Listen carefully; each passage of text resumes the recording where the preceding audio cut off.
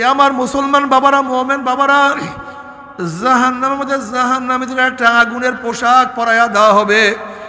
ওই পোশাকটা উলের কোনো পোশাক না, রেশমি কাপড়ের কোনো পোশাক না, সুতির কোনো পোশাক না। ওই জামাটা হবে জাহান্নামের আগুনের জামা। যখনই জাহান্নামীদেরকে আগুনের জামা পরাইয়া দেওয়া হবে, নাফরমান দুই হাত দিয়া জামা ছেঁড়ার চেষ্টা করবে, কিন্তু জামা ছিঁড়তে পারবে না, পোশাক খুলতে পারবে না, সহ্য করতে পারবে না। আগুনের পোশাক জাহান্নামীর শরীরের সমস্ত চামড়া গোশতগুলি পোড়াইয়া সব সারকার করিয়া ফেলাইবে। তৎকালীন সময় ইব্রাহিম আলাইহিসসালামের কোনো সন্তান ছিল না, এখনো সন্তান জন্ম হয় নাই। সারা আলাইহিসসালাম চিন্তা করছেন, আমার গর্ভে যেহেতু সন্তান হয় নাই, দেখিনি হাজেরাকে ইব্রাহিমের আলাইহিসসালাম সে বিবাহ বন্ধন আবদ্ধ করাই দেয়, যদি তার ঘরে কোনো সন্তান আসে। সারা আলাইহিসসালাম হাজের আলাইহিসসালামকে নবী ইব্রাহিম আলাইহিসসালামের সাথে বিবাহ দিয়ে দিয়েছেন। এতক্ষণ ছিল লেউন্ডি বাঁধি, এখন হয়ে গেছে হযরত ইব্রাহিম আলাইহিসসালাম স্ত্রী। আল্লাহর কি কৃষ্মা, নবী ইব্রাহিম আলাইহিসসালাম বৃদ্ধ হয়ে গেছেন, বুড়া হয়ে গেছেন, কিন্তু আশা ছাড়েন নাই। তিনি আল্লাহর কাছে দোয়া করেন, রব্বি হাবলি মিনাস সালিহিন, মাওলা হে নেককার একটা সন্তান দান করো। কি সন্তান? আমরা দোয়া চাই, একটা সন্তান দাও। অনেক মানুষই আমাদের কাছে দোয়া চায়, হুজুর দোয়া করে আল্লাহ যেন একটা সন্তান দেয়। আমি বললাম, যদি সন্তান চাও আর সন্তান যদি মদখোর হয়, সেই সন্তান দিয়ে তোমার লাভটা কি? সন্তান যদি গাঁজাখোর হয়, এই সন্তান দিয়ে ফায়দাটা কি? সন্তান যদি ঐশী হয়, যে ঐশী বাবাকে হত্যা করছে, মাকে হত্যা করছে, এই সন্তানের দরকারটা কি? সন্তান যদি খুনি হয়, ধর্ষক হয়, জালেম হয়, অত্যাচারী হয়, যদি 100 ধর্ষণ করার পরে সেঞ্চুরি পালন করে, যদি সন্তান বুয়েটে ওই রেজাউল করিম ফাহিমকে যদি হত্যা করে, যদি সন্তান কয়েকদিন আগে তোফাজ্জুলকে হত্যা করে, সেই সন্তানের লাভটা কি? কথা বলেন না কেন? কোনো লাভ আছে এই সন্তান দিয়া?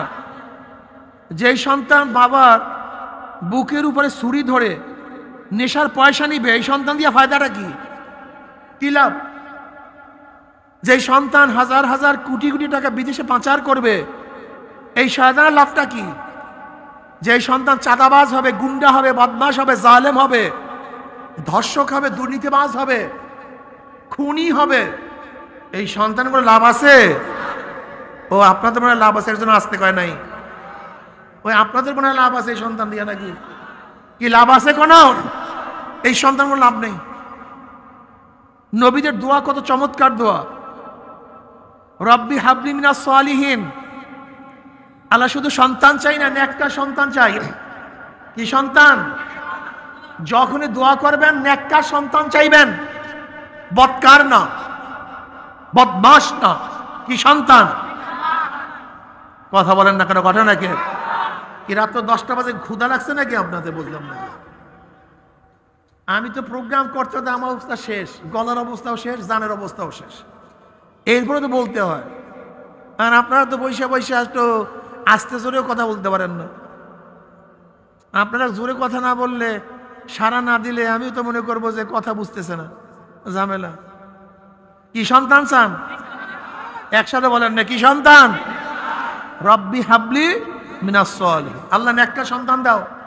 সবচেয়ে দামি, এর চেয়ে দামি কোনো জিনিস নাই। তুমি তোমার সন্তানের জন্য বিল্ডিং বানাইছ, গাড়ি করছ, জমি রাখছ, কিন্তু নেককার বানাও নাই, আসলে তোমার কিছুই নেই।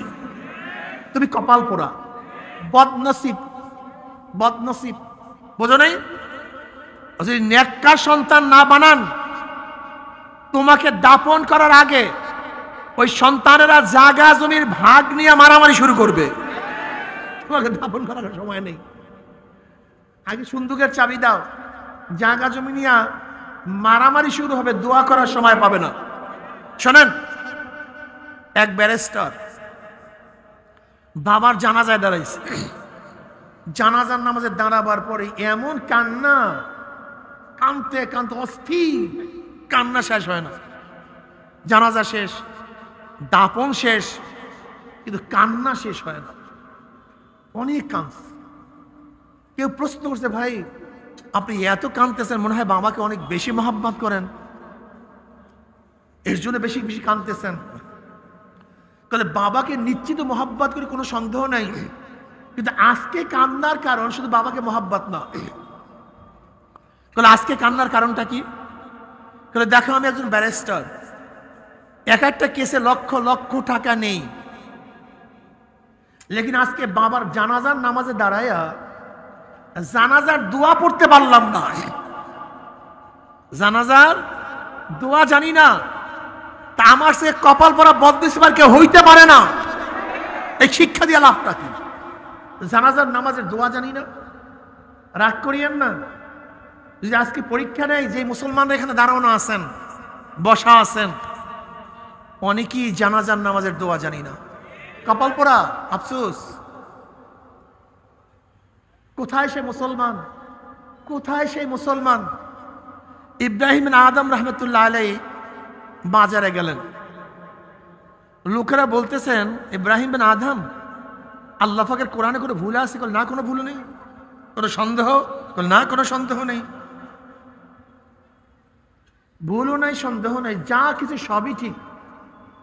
এবারে ইব্রাহিম বিন আদম রহমতুল্লাহকে প্রশ্ন করতেছে, আল্লাহ পাক বলেন, উদউনি আস্তাজিব লাকুম, তোমরা আমার কাছে দোয়া করো, আমি তোমাদের দোয়া কবুল করবো। ডাইরেক্ট একেবারে, উদউনি আস্তাজিব লাকুম, তোমরা আমার কাছে দোয়া করো, আমি তোমাদের দোয়া সাড়া দেব, জবাব দেব, কবুল করব। স্পষ্ট আল্লাহ পাক বলছেন। কিন্তু ইব্রাহিম বিন আদম এত দোয়া করে আমাদের দোয়া কবুল হয় না কেন? কি প্রশ্ন আছে কি নেই? আল্লাহ পাক বলছে দোয়া করবেন, দোয়া কবুল করব, কিন্তু এত দোয়া করি, দোয়া কবুল হয় না কেন? ইব্রাহিম বিন আদম রহমতুল্লাহ 10টা কারণ বলছিলেন। কয়টা কারণ? জোরে বলেন। এর মধ্যে একটা কারণ হলো এই, তোমরা কোরআন শরীফ তেলাওয়াত করো, আমল করো না। কোরআন শরীফ তেলাওয়াত করো, আমল করো না। এখন তেলাওয়াত আছে, আমল তো দূরের কথা, তেলাওয়াতই তো নাই, তা দোয়া কবুল হবে কিভাবে? আমাদের অধিকাংশ মানুষ আসে আমাদের কাছে, হুজুর দোয়া করেন। তাদের ধারণা, হুজুর যদি দোয়া করে আমার নামাজ রোজা কিচ্ছু লাগবে না, আমি জান্নাতে চলে যাব। হুজুর যদি দোয়া করে আমি যতই আকাম কুকাম করবো সব আল্লাহ মাফ করে দিবে। হুজুর যদি দোয়া করে আমি ধনী হয়ে যাব। অধিকাংশ মানুষ এত ভক্তি শ্রদ্ধা করে, হুজুর আমি আমল টামল কিচ্ছু করতে পারবো না, আমাকে দোয়া করিয়া আমাকে জান্নাতে নিয়ে যান। কি করি বলেন তো? কোন সমস্যায় পড়ছি? দেখেন, খুব ভালো মতো বোঝার চেষ্টা করেন। দোয়া একটা ওয়াসায়েল। দোয়া কি? একটা ওয়াসায়েল, একটা মাধ্যম। কিন্তু দোয়া কবুল করার মালিক কে? আপনার ব্যাপারে কাউ সুপারিশ কবুল হবে কি হবে না, এইটাও তো আপনাকে বুঝতে হবে। আপনি বুঝেন না কেন? আপনি বোঝার চেষ্টা করেন না কেন? আপনার আত্মীয় যত বড় ক্ষমতাসীন হোক না কেন, প্রত্যেকটা ক্যাডারের জন্য, প্রত্যেকটা জায়গায় যাওয়ার জন্য ন্যূনতম একটা শর্ত আছে, ঠিক না?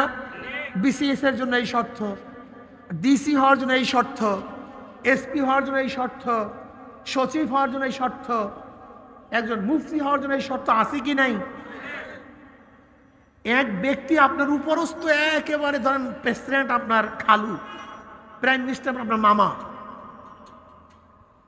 সে ব্যক্তি আপনাকে সুপারিশ করলে যে কোনো জায়গায় চাকরি হবে, কিন্তু যেখানে চাকরি হওয়ার সেই চাকরি করার মধ্যে আপনার যোগ্যতা নাই, এখন যদি প্রাইম মিনিস্টার আপনার পক্ষে সুপারিশ করে আপনার চাকরি হবে? কারণটা কি? আপনি একটু বুঝেন না?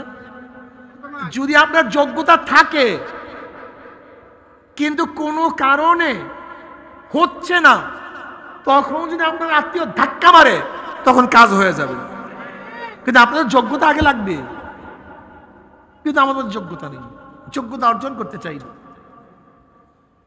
ইব্রাহিম বিন আদম রাহমাতুল্লাহ বললেন, তোমরা কোরআন তেলাওয়াত করো কিন্তু কি করো না?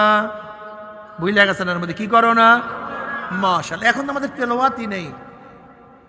কোন মুসলমান হতে পারে না কোরআন শিক্ষা ব্যতীত।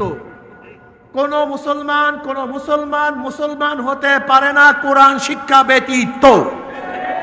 যদি কেউ দাবি করে সে মিথ্যুক, সে অরিজিনাল মুসলমান হতে পারে না।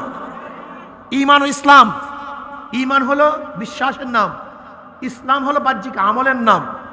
আর বাহ্যিক আমল যে করে তার নাম মুসলমান, আর যে বাহ্যিক আমল করে না তাকে মুসলমান বলা হয় না। বাহ্যিক আমল মানে নামাজ পড়া, রোজা রাখা, পর্দা করা, হজ করা, যাকাত দেওয়া, দিন অনুযায়ী চলা। তোমার মধ্যে একটাও নাই, তুমি কিসের মুসলমান?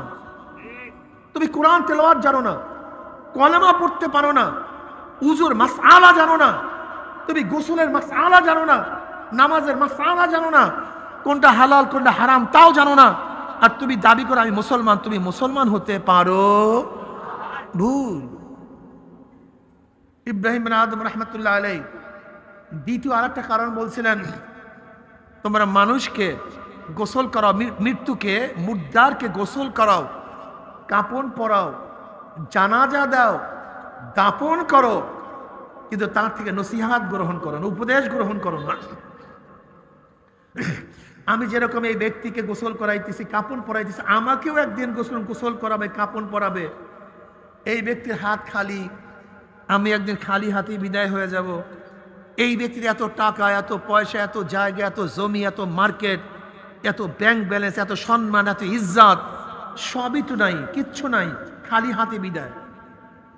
বাদশাহ সিকান্দার, যাকে জুলকারনাইন বলা হয়, জুলকারনাইন, উদয় অস্ত্রের বাদশাহ, করনাইন উদয় অস্ত্রের বাদশাহ, মানে গোটা দুনিয়ার বাদশাহ, যার নাম বাদশাহ সিকান্দার। এই বাদশাহ জুলকারনাইন মৃত্যুর আগে ওসিয়াত করলেন, আমার মৃত্যুর পরে জানাজা দিয়া কাপড়ের থেকে দুইটা হাত বের করে সহায় প্রদক্ষিণ করে তারপর আমাকে দাফন করবা, এরকম হাত বের করে। তার ওসিয়াত অনুযায়ী তাই করা হইল। এখন মূর্খ মানুষ চিন্তা করতেছে, বাদশাহ তো যত অবস্থায় খাজনা, ট্যাক্স, ভ্যাট আদায় করত, এখন মরার পরেও হাত পাচ্ছে কিসের জন্য? খাজনার জন্য, ট্যাক্সের জন্য। বিজ্ঞ আলেমরা বলছে, বোকা, বাদশাহ এখন খাজনা দিয়া কি করবে, ট্যাক্স দিয়া কি করবে? বাদশাহ ট্যাক্সের জন্য হাত পাতে নাই, গোটা দুনিয়ার মানুষের জন্য নসিহাত করতেছে। হে গোটা দুনিয়ার মানুষ, আমার চেয়ে বড় বাদশাহ কেউ হইতে পারবে না, গোটা দুনিয়ার বাদশাহ কেউ হতে পারবে না, আমার চেয়ে সম্পদশালীও কেউ হতে পারবে না, আমার চেয়ে সম্মান ইজ্জত ওয়ালাও কেউ হতে পারবে না। কিন্তু দেখো মৃত্যুর পরে আমার হাত একেবারে খালি, কিচ্ছু নাই। এরকম সবাইকে খালি হাতে বিদায় হতে হবে। আমরা মৃত্যু ব্যক্তিকে কাপন পরাই, গোসল করাই, কিন্তু নসিহাত গ্রহণ করি, এর জন্য দোয়া কবুল হয় না। রব্বি হাবলি মিনাস সালিহিন, যদি নেককার আওলাদ তৈয়ার করতে পারো, তুমি বিদায় হয়ে যাবা। তোমার ছেলে যখন দোয়া করো, রব্বি হাবলি রব্বানা আতিনা ফিদ দুনিয়া হাসানাতাও ওয়া ফিল আখিরাতি হাসানাতাও ওয়া কিনা আযাবান নার রব্বিরহামহুমা কামা রব্বায়ানি সগীরা, দোয়া করবে আর কানবে। ওই দোয়া মাওলা পাক কবরে পৌঁছায়া দিবে। জোরে বলেন সুবহানাল্লাহ। একজন নেককার দিনদার হাফেজ এরকম 10 ব্যক্তিকে সুপারিশ করি আর জান্নাতে নিয়ে যাবে, যাদের জন্য জাহান্নাম ওয়াজিব ছিল। যদি তোমার একটা ছেলে হাফেজ হয়, তোমার একটা ছেলে আলেম হয়, একটা ছেলে নেককার দিনদার হয়, হাদিসের মধ্যে আছে কিয়ামতের ময়দানে গুনাহগাররা, জাহান্নামীরা দাঁড়ায়া যাবে, জাহান্নামের কাতারে দাঁড়ায়া যাবে। জান্নাতীরা 2 কাতারের মধ্য থেকে জান্নাতে রওনা করবে। কোথায়? জান্নাতের দিকে। 2 পাশে কারা? জাহান্নামীরা। মাঝখান থেকে কারা যায়? জান্নাতীরা যায়। যখনই জান্নাতীরা রওনা করবে, অমনি জাহান্নামীদের মধ্য থেকে ডাক দিয়ে বলল, আব্দুল্লাহ ভাই, হ্যাঁ আব্দুল্লাহ ভাই, কই যাও? বলবে না আমি তো জান্নাতে যাই। আব্দুল্লাহ ভাই তুমি একে আমি চেনো না? বলে চিনছি তো, ওই যে তোমার পাশের বাড়ির চাচা, তোমাদের মাদ্রাসায় খানা নিয়ে যাইতাম, তোমাদের মাদ্রাসায় সাহায্য করতাম, তোমাদের মাদ্রাসায় দান করতাম, তোমাদের সাথে নামাজ পড়তাম, তোমাদের সাথে রোজা রাখতাম, তোমাদের সাথে দিনের কাজ করতাম। আজকে তো আমি জাহান্নামের কাতারে দাঁড়ায় গেছি, আর তুমি জান্নাতে চলিয়া যাও। অমনি ভাই আব্দুল্লাহ জান্নাতি ওই ভাইয়ের হাতখানা খপরা ধরবে, ধরিয়া টানতে টানতে আমার মাওলার দরবারে নিয়ে যাবে। এবার গিয়ে বলবে, মাওলা হে, আমার ভাইকে যদি জান্নাতে না দাও আমি জান্নাতে যাব না, আমার ভাইকে মাফ না করলে আমি জান্নাতে যাব না, আমার ভাইকে মাফ করিয়া দাও। হাদিসের মধ্যে আসছে জাহান্নাম ভাইয়ের জন্য আল্লাহর সাথে ঝগড়া শুরু করবে, আল্লাহ আমার ভাইকে মাফ করিয়া দাও, আমি তাকে জান্নাতে না নিয়ে ছাড়বো না। আমার মাওলা পাক রব্বুল আলামিন বলবে, যা, তুই যেহেতু সুপারিশ করতে আস, নিয়ে যা। তখন ওই জান্নাতি ভাই যে কাতারে ছিল জাহান্নামী ভাই, তাকে ধরিয়ার জান্নাতিকে নিয়ে যাবে। আল মারউ মা মান আহাব্বা ওয়ালাহু মাকতাসাবা। এই যুবকরা খুব ভালো মতো শুনো, বুখারীর মধ্যে রাওয়ায়াত আছে, আল মারউ মা মান আহাব্বা ওয়ালাহু মাকতাসাবা। দুনিয়াতে যে যাকে মোহাব্বত করবে কিয়ামতের ময়দানে সে তার সাথী হয়ে যাবে। জোরে বলেন সুবহানাল্লাহ। দুনিয়াতে যে যাকে, সে তার সাথী হয়ে যাবে। যারা কার্ল মার্কসকে মোহাব্বত করবা, আব্রাহাম লিঙ্কনকে মোহাব্বত করবা, মাও সুতুনকে মোহাব্বত করবা, যারা সক্রেটিসকে মোহাব্বত করবা, প্লেটোকে মোহাব্বত করবা, যারা শেখ সাহেবকে মোহাব্বত করবা, জিয়াউর রহমান সাহেবকে মোহাব্বত করবা, যারা ফেসিস্ট শেখ হাসিনাকে মোহাব্বত করবা, যারা খালেদা জিয়াকে মোহাব্বত করবা, যারা এরশাদ সাহেবকে মোহাব্বত করবা, তারেককে মোহাব্বত করবা, জয়কে মোহাব্বত করবা, জি যাকে মোহাব্বত করবা, কিয়ামতের ময়দানে দেখবেন নেতারা তোমাদের সামনে। কারা? নেতারা তোমাদের সামনে, অনুসারীরা নেতাদের পিছনে। নেতারা যেখানে যাবে অনুসারীরাও সেখানে চলে যাবে। কথা বলেন না কেন? আল মারু মা মান আহাব্বা ওয়ালাহু মাকতাসাবা। আর যারা আল্লাহর নবীকে মোহাব্বত করবা, কাকে? আল্লাহর নবীকে মোহাব্বত করবা, হক্কানি ওলামায়ে কেরামকে মোহাব্বত করবা। আল্লাহর কসম, আল্লাহর কসম, আল্লাহর নবী আমাদের সামনে থাকবে, ওলামায়ে কেরাম আমাদের সামনে থাকবে, অনুসারীরা তাদের পিছনে থাকবে। আল্লাহর নবী, হক্কানি ওলামায়ে কেরাম যেখানে যাবে অনুসারীরাও সেখানেই চলে যাবে। জোরে বলেন সুবহানাল্লাহ। দেখো তো এখন অবস্থাটা কি? তোমার নেতাকে, তোমার নেতাকে একটু হিসাব নিকাশ স্লোগান দিছ, আমরা সবাই মুজিব সেনা, ভয় করি না বুলেট বোমা, আমরা সবাই জিয়ার সেনা, ভয় করি না বুলেট বোমা রে, আমরা সবাই এর শ্বাস সেনা, ভয় করি না বুলেট বোমা। কপাল পোড়া, নবীর উম্মত হইছ, এই স্লোগান দাও নাই, আমরা সবাই নবীর সেনা, ভয় করি না বুলেট, আমরা সবাই রাসূল সেনা। কত মজা! আর কপাল পরা কলবের মধ্যে কাকে নেতা বানাইস? কপাল পরা, বদনসিব। আমরা সবাই নবীর সেনা, মনে থাকবে যে ইনশাআল্লাহ। জোরে স্লোগান দেন, আমি স্লোগান তুলবো, আপনারা সবাই এই যারা আছেন সবাই দুই হাত তুলিয়া আওয়াজ দিয়া, অনেক আওয়াজ দিয়া। দেখেন আমাদের কলবের মধ্যে হাজারো নেতা নেত্রীর মোহাব্বত ঢুকছে, বের হইতে চায় না। এখন ধাম করে নবীকে বসায় দেন, ধাম করে কলমের মধ্যে রসুলকে বসায় দেন, এর জন্য পারি মারতে হবে। এই কথা ঠিক না? আওয়াজ দিয়া আমি যখন আমরা সবাই নবীর সেনা, বলবেন ভয় করি না বুলেট বোমা, জোরে, যেন শয়তান 10 কিলোমিটার দূরে চলে যায়। সবাই হাত তুলে এরকম, দুই এরকম তুলবেন, সবাই তোলেন, দুই হাত তুলেন এরকম, এরকম এরকম, বুঝছে? ঠিক আছে, হাত নামান। এবার রেডি, রেডি সবাই? আমরা সবাই নবীর সেনা, পাগড়িওয়ালা ভাই আপনার হয় নাই, আপনি দুর্বল হয়ে গেছেন পাগড়িওয়ালা ভাই। আমরা পাগড়ি নবী ঠিকই বানছেন, কিন্তু স্লোগানটা সেরকম হয় নাই। আমরা বুড়া মানুষই তো ইমানের মজবুত থেকেছে, ইমান পাকছে।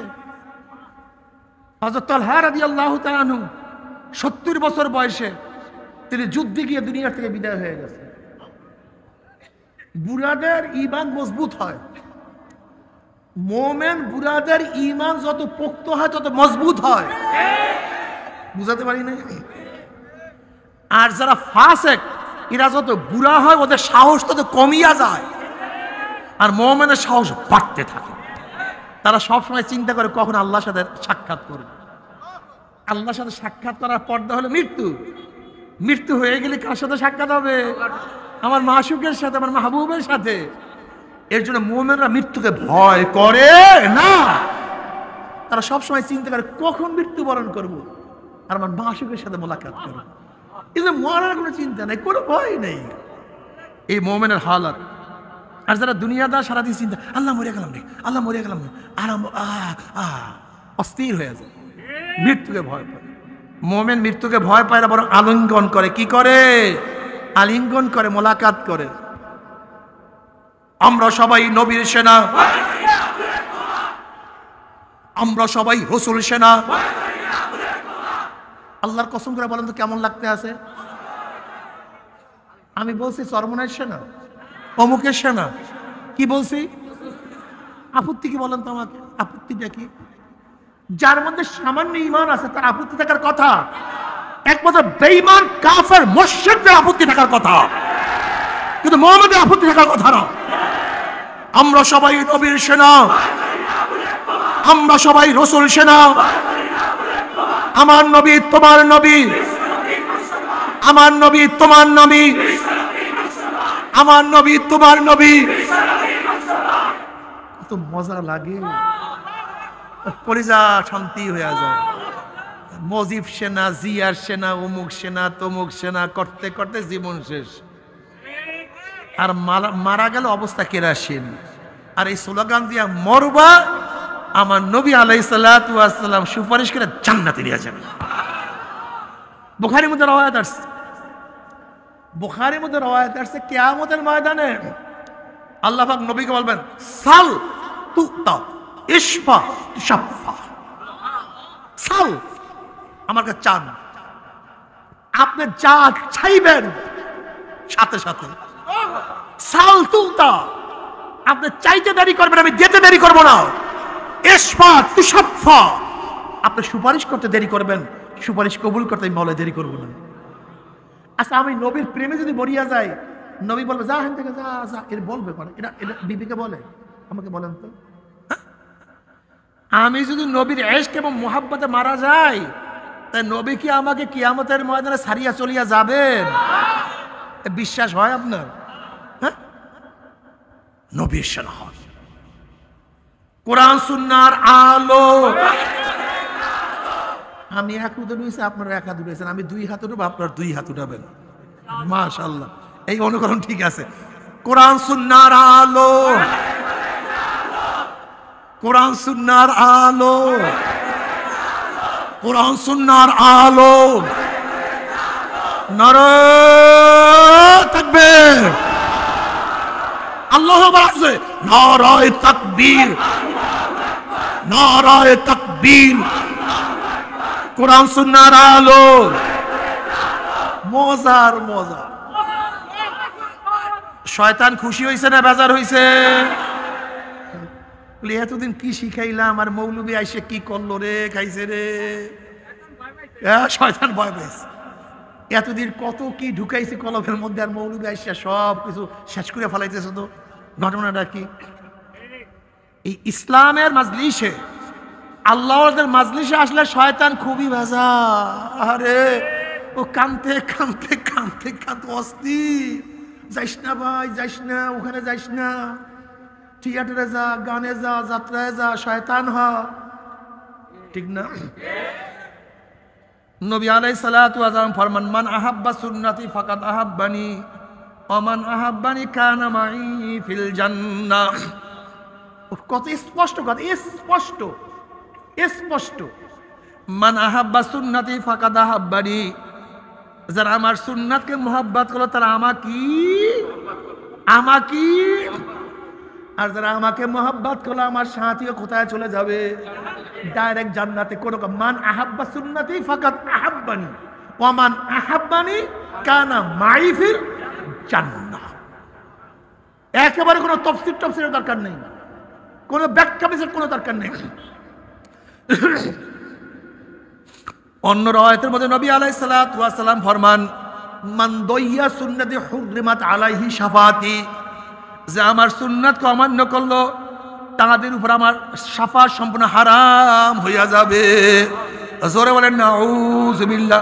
কি নবীকে সবাই মানেন তো? আলহামদুলিল্লাহ। শোনেন, নবীকে মানতে হবে নবীর সিফাত নিয়া, নবীদের গুণ নিয়া। সমস্ত নবীরা মাসুম। সমস্ত নবীরা কি? জোরে বলেন। সমস্ত নবীরা নিষ্পাপ। সমস্ত নবীরা, নবী মূসা, নবী ঈসা, নবী নূহ, আমার নবী। নবী মূসা নবী কিন্তু শেষ নবী না। নবী ঈসা নবী কিন্তু শেষ নবী না। কিন্তু আমার নবী নবীও শেষ নবীও। তাই কয়টা হইল? তিনটা। এক হলে নবী, নবী মুহাম্মদ সাল্লাল্লাহু আলাইহি ওয়াসাল্লাম কি? এক সিফাত নিষ্পাপ, আর এক সিফাত গুণ, তিনি শেষ নবী। কয়টা বলেন? এই তিনটা সহ মানতে হবে। নবীকে, নবী মুহাম্মদকে কি মানতে হবে? সাল্লাল্লাহু আলাইহি কি মানতে হবে? তিনি নবী, এরপরে নিষ্পাপ, এরপরে শেষ নবী। কেউ যদি নবীকে নবী মানেন, শেষ নবী মানেন না, কি হবে? কথা বলেন না কেন? কাদিয়ানীরা নবীকে নবী মানেন না। কাদিয়ানী নবীকে নবী মানেন না, কিন্তু কোন গুণ মানেন না? শেষ গুণ। তিনি যে শেষ, এই গুণটা মানেন না। নবীকে নবী মানে, কিন্তু শেষ গুণ, নবী শেষ, এই গুণটা। যেমন আমি বক্তা, এর আগে বক্তা ছিল না, কিন্তু আমি কোন বক্তা? যারা বলেন না কেন? আগের বক্তা বক্তা, বক্তা তার একটা গুণ। আমি ফয়জুল কেন আমার জাত, আমি মানুষ, আমি একটা জাত, কিন্তু আমার একটা গুণ কি? আমি বক্তা, এইটা আমার একটা। আগের যে বক্তা ছিল তারাও কি ছিল? কিন্তু শেষ বক্তা না। আমি কোন বক্তা? বক্তাও শেষ বক্তাও। নবী মুহাম্মদ সাল্লাল্লাহু আলাইহি ওয়াসাল্লাম তিনি নবী, এটা তার একটা গুণ। আমার গুণ একটা বক্তা, এটা আমার গুণ। আগের বক্তারাও বক্তা, এটা তাদের, কিন্তু শেষ বক্তা না। আমি ঠিক নবী আলাইহিস সালাতু ওয়াস সালাম তিনি নবী, একটা গুণ, তিনি শেষ নবী, এইটা ভিন্ন আর একটা গুণ। কেউ যদি নবীকে নবী মানে, শেষ নবী না মানে, সেও কাফের। খুব ভালো মতো বুঝবেন, বোঝার চেষ্টা করবেন। এমনি এমনি ইসলাম শেখা যায় না, বুঝিয়া শুনে ইসলাম মানতে হয়। নবীরা কি? নিষ্পাপ। জোরে বলেন। সমস্ত নবী, সমস্ত নবী, আমার নবী শেষ নবী, নিষ্পাপ, মাশাআল্লাহ। সমস্ত সাহাবারা আদেল, সত্যের মাপকাঠি। বলেন, সমস্ত সাহাবারা কি? এটা মানতে হবে। এই তিন তফকা, আল্লাহ, আল্লাহ নবী এবং সাহাবী, এই তিনের ব্যাপারে ভুল করবেন না। ভেজাল আছে। বলে কি ভেজাল? আচ্ছা, আপনারা কেউ নবীকে দেখছেন? হ্যাঁ, নবী যে কোরআন তেলাওয়াত করছে আপনারা শুনছেন? তাই শুনছে কে? জোরে বলেন। তা আমরা দিন পাইছি কাদের মাধ্যমে? এখন সাহাবাদের উপরে যে সন্দেহ করেন, তাই দিনের মধ্যে কি হবে? বোঝেন নাই বোকা, বোঝেন না কেন? ধরে নেন, আমি একটা বই লিখছি। এটা কি লিখছি? বই। ওই বইয়ের মধ্যে কোনো এক সাহাবীর ব্যাপারে সমালোচনা করছে। ধরে নেন, একজন খ্রিস্টান পণ্ডিত, ইহুদি পণ্ডিত বা নাস্তিক আইসা বলে, ফাইজুল করিম সাহেব, এই বইটা কে লিখছে? আমি বললাম, আমি লিখছি। বলে, যা লিখছেন সব ঠিক? আমি বললাম, হ্যাঁ ঠিকই তো লিখছি। বলে, আপনি যে মুয়াবিয়া রাদিয়াল্লাহু তাআলা আনহুর ব্যাপারে সমালোচনা করছেন, এটাও ঠিক? বলে, হ্যাঁ আমার দৃষ্টি তো ঠিকই। কে প্রশ্ন করছে? কথা বলে না কেন? কে প্রশ্ন করছে? যে মুয়াবিয়া রাদিয়াল্লাহু তাআলা আনহু সম্পর্কে যেই কথাগুলি লিখছেন এগুলি ঠিক? আমি বলবো হ্যাঁ ঠিক, ঠিকই তো লিখছি। এরপরে প্রশ্ন করবে যে মুআবিয়া রাদিয়াল্লাহু কাতিব ওহী ছিলেন কি ছিলেন না, ওহী লিখতেন কি লিখতেন না? আমি বললাম হ্যাঁ লিখতো, তিনি কাতিব ওহী ছিলেন। এবার তিনি প্রশ্ন করবেন আপনি যেই ব্যক্তির ব্যাপারে সমালোচনা করছেন আপনি বলছেন সে কাতিব ওহী ছিলেন, ওহী লিখতেন, এই খারাপ ব্যক্তি ওহীর মধ্যে কোরআনের মধ্যে কিছু ঢুকায় নাই, নিজের মন করা, এর প্রমাণ কি আছে আপনি বলুন? কি কথা বলেন না কেন? কি কথা বলেন না কেন? হ্যাঁ, ঈমান এখন যাওয়ার পালা। ঈমান কোথায় পালাইবে চিন্তায় আছে, বুঝেন না? এটা সমস্ত সাহাবারা মিয়ারে হক, মিয়ার সাহাবারা নিষ্পাপ নয়, সমস্ত নবীরা মাসুম, সমস্ত নবীরা, সমস্ত সাহাবারা মাহফুজ এবং আদেল। মাহফুজ, আল্লাহ পাক তাদেরকে মাহফুজ করছেন, হেফাজত করছেন। তাদের থেকে কিছু প্রকাশিত হলেও আল্লাহ পাক মাফ করিয়া তাদেরকে হেফাজতে নিয়ে আনিছেন। এরা মাহফুজ, এরা মাসুম না। সমস্ত নবীরা মাসুম, সমস্ত সাহাবারা মাহফুজ এবং আদেল, সত্যবাদী, সত্যের মাপকাঠি।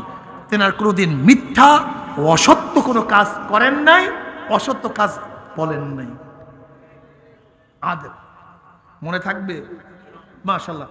রব্বি হাবলি, মাশাআল্লাহ বয়ান মনে আছে। রব্বি হাবলি মিনাস সালিহিন, আল্লাহ কোন সন্তান দান করো? জোরে বলো। নেককার আর বদকার, বদকার ফার্সি শব্দ।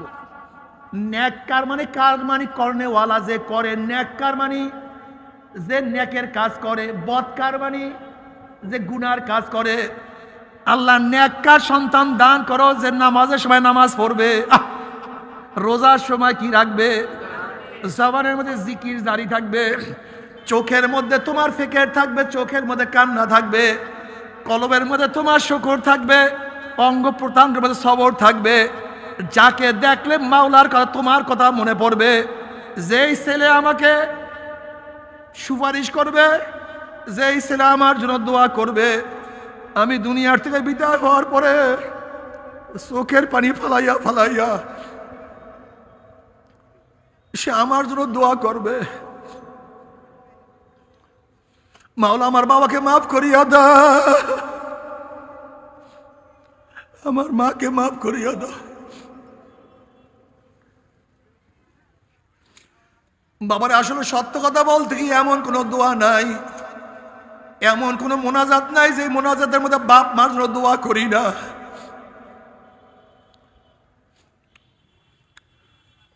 কারণ বাপ মা আমাদের কাছে কিছু চায় না।